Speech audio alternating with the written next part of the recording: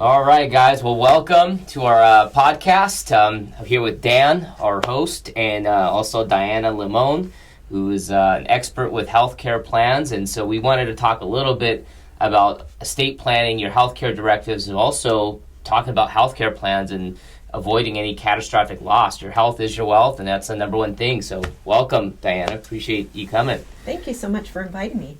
I appreciate that. So just wanted to kind of talk about healthcare plans in general and healthcare insurance. What are some of the things that are happening out there? There's always new laws that are passed. So, who's your audience, I guess, and then what are some things that we might be able to share with this year and some new healthcare things going on? So my audience is a wide range. I do individual, family, group health plans for employers, and also Medicare, which is important because we have so many baby boomers who are working longer, and they're not sure. They've always been covered by their employers with their health plans.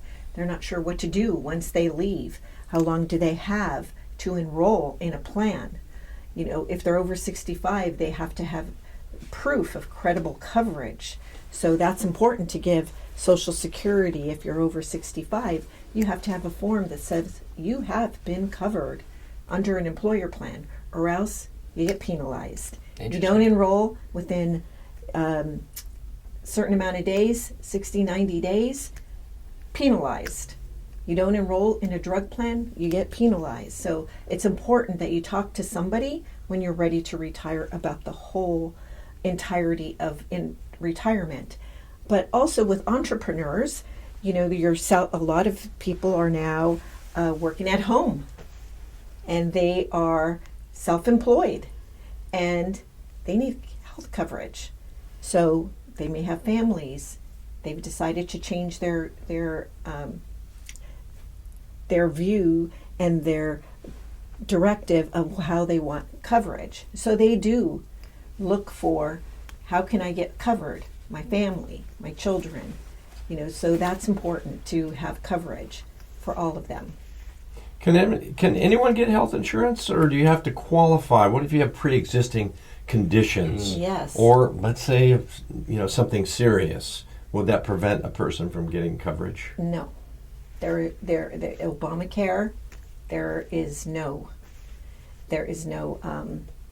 requirement. You have a existing condition, you are accepted. There are no penalized or not saying you cannot have coverage. Everyone is covered. And Diana, could you talk a little bit about the levels of coverage?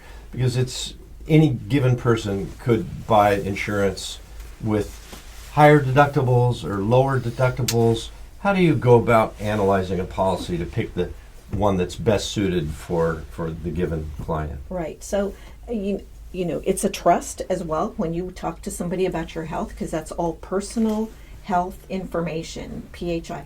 You have to get your approval to talk to me about your personal health.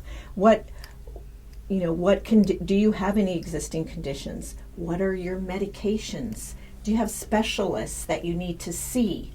And if you don't, then, how much is your budget? Your budget is important because you want to know, do I need full coverage, or do I think I'm pretty healthy and my family's healthy? I want to pay a lower premium so that, of course, you're going to have a higher deductible. When I get there, I will save enough money, because this is going to be your deductible, $2,000, $3,000, depending on your family, per year, per family. So if you want to cover, the lower premium, higher deductible. You have a condition. You're going to see the doctor every single month for your condition. You're going to need medication.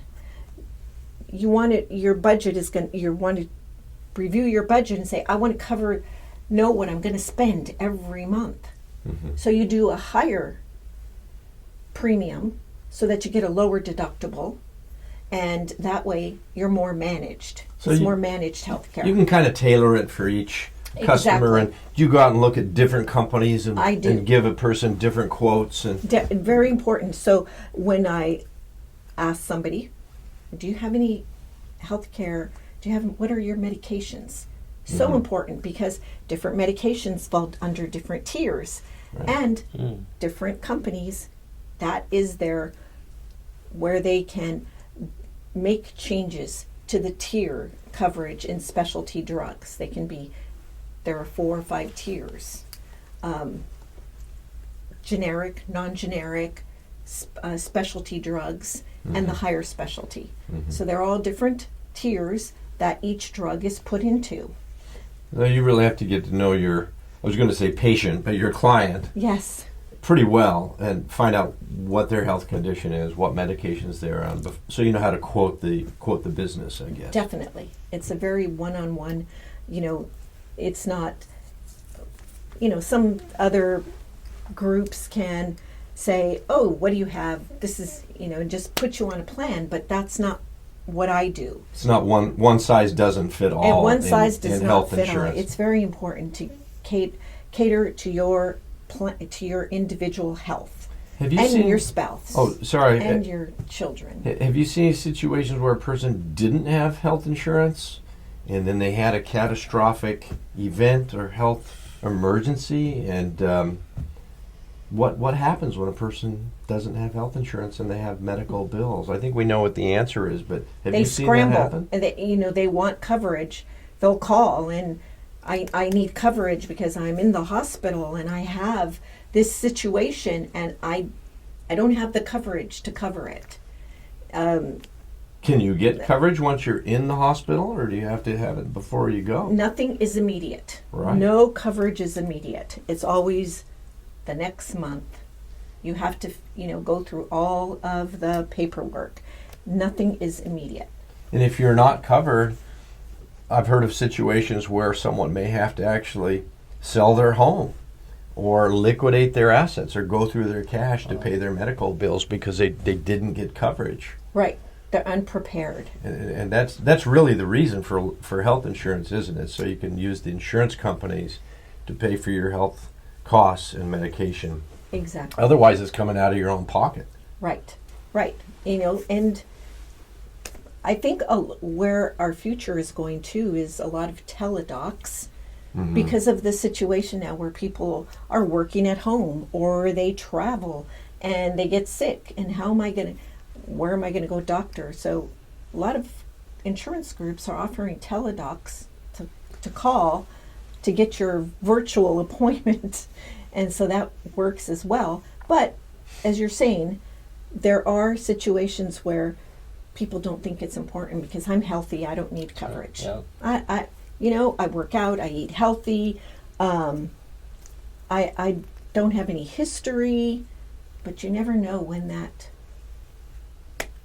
Well, I was listening to something the other day on the radio, and this doctor, medical doctor, working out, eating right, didn't smoke, rarely, if ever, drank, really trying to take good care of himself, and then he started coughing.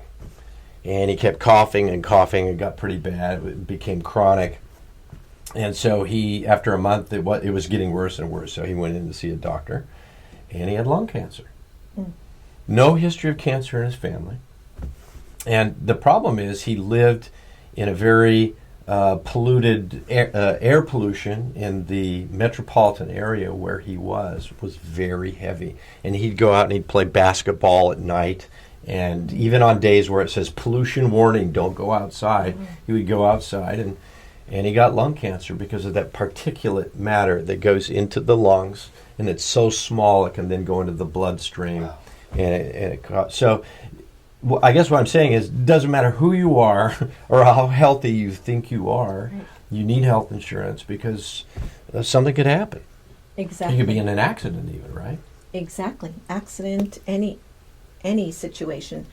I had a client who married, husband worked, wife did no longer work at home, and he had the health coverage.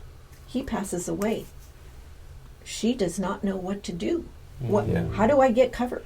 I wasn't covered through employer coverage.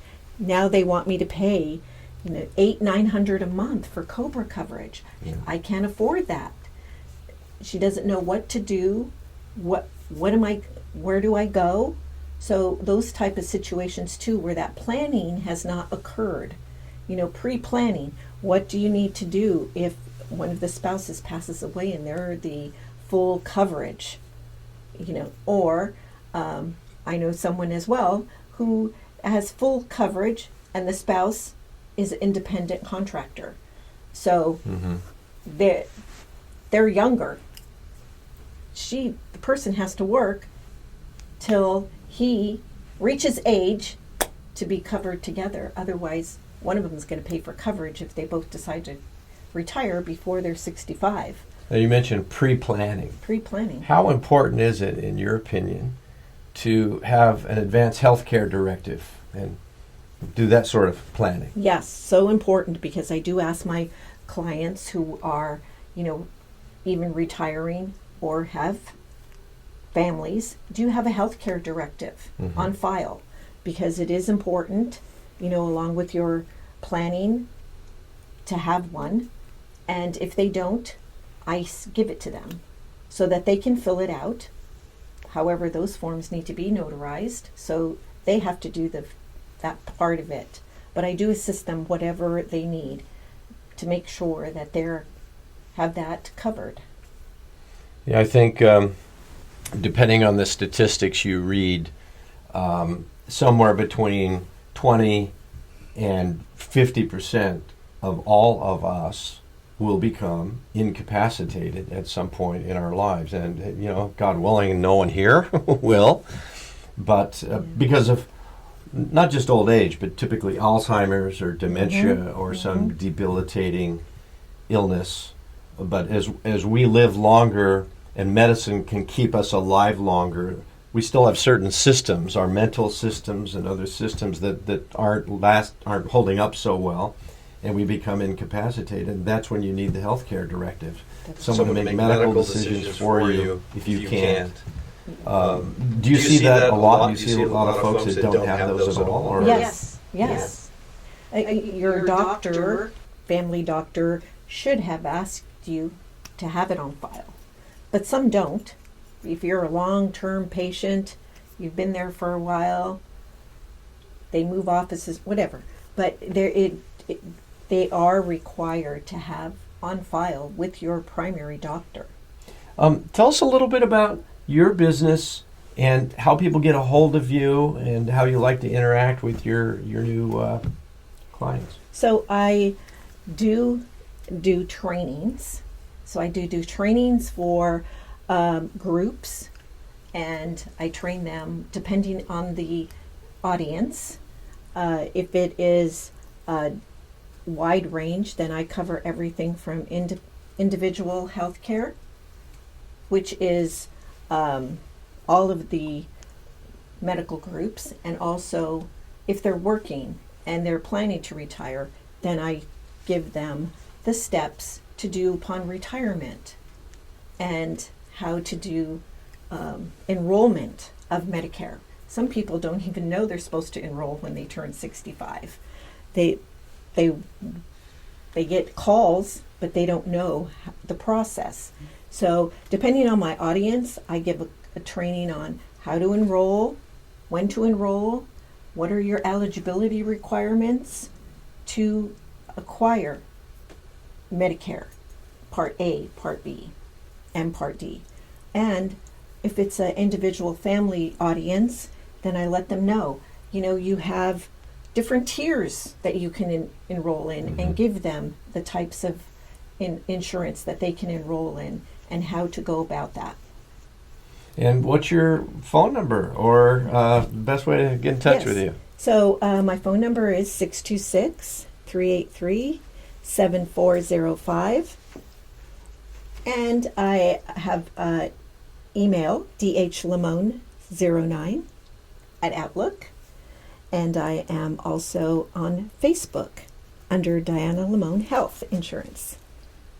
Yeah, and you can also get your healthcare directive and your full estate plan at moderntrust.com, or you can speak to local attorney to get that set up. But it sounds like that's important, and some of the accompanying documents in your full estate plan. We'll include that as well.